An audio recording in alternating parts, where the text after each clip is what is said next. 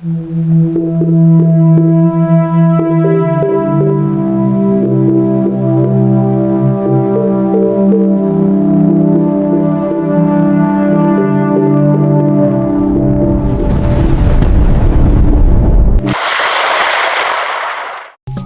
hapon po sa inyong lahat.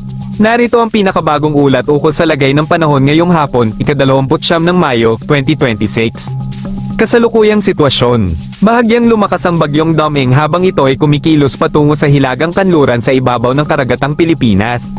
Lokasyon ng sentro. Batay sa nakalap na datos, tinatayang matatagpuan ang sentro ng bagyo sa layong 1,165 kilometro sa silangan ng Timog Silangang Luzon, sa mga koordinadong 15.7 degrees Hilaga, 133.4 degrees Silangan. Lakas ng bagyo. Pinakamataas na lakas ng hangin, 85 kilometers per hour malapit sa sentro. Pagbugso o biglaang pagbilis ng hangin, hanggang 105 kilometers per hour.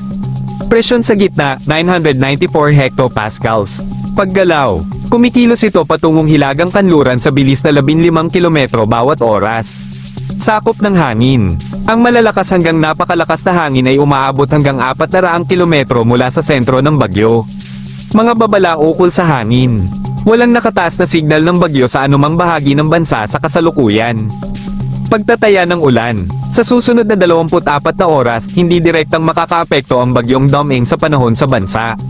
Gayunpaman, simula sa linggo, ang paglakas ng hangin mula sa timog kanluran na dala ng bagyo ay maaaring magdulot ng malalakas na ulan sa kanlurang bahagi ng Pilipinas. Inaasahang maglalabas ng hiwalay na abiso bukas bilang paghahanda rito. Malalakas na hangin. Nabawasan ang posibilidad na magtaas ng signal sa dulong hilagang Luzon, ngunit hindi pa ito lubusang nasisiguro. Dahil sa hanging timog kanluran, inaasahan ng malalakas hanggang napakalakas na pagbugso ng hangin, lalo na sa mga baybayin at matataas na lugar, sa mga sumusunod na lugar. Bukas, karamihan sa silangang Visayas, Batanes, Cagayan, Pangasinan, Zambales, Bataan, Cavite, Batangas.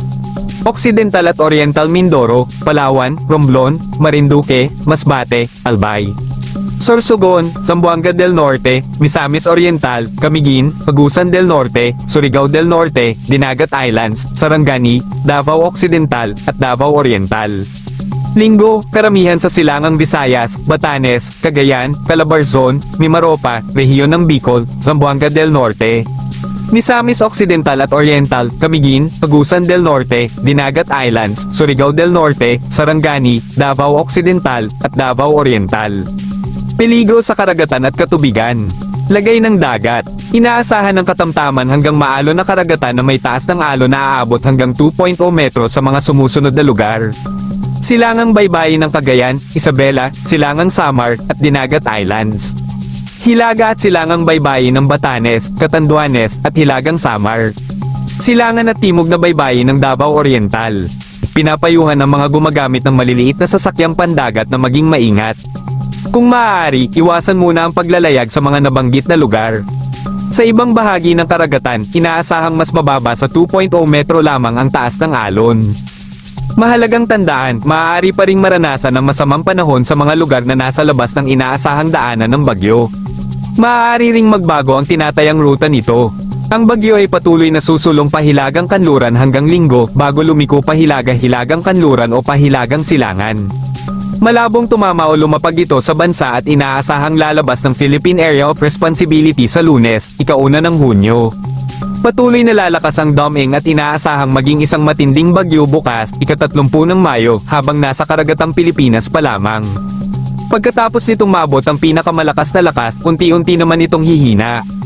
Paalala sa publiko, mariing pinapayuhan ng lahat at ang mga kinauukulang ahensya na gawin ang lahat ng kinakailangang hakbang upang mapangalagaan ang buhay at ari-arian. Ang mga nasa lugar na itinuturing na mataas ang panganib ay dapat sumunod sa mga utos at abiso ng inyong lokal na pamahalaan ukol sa paglikas at iba pang paghahanda. Para sa mga tiyak na babala sa inyong lugar, patuloy lamang na subaybayan ang mga ulat mula sa Weather Update PH.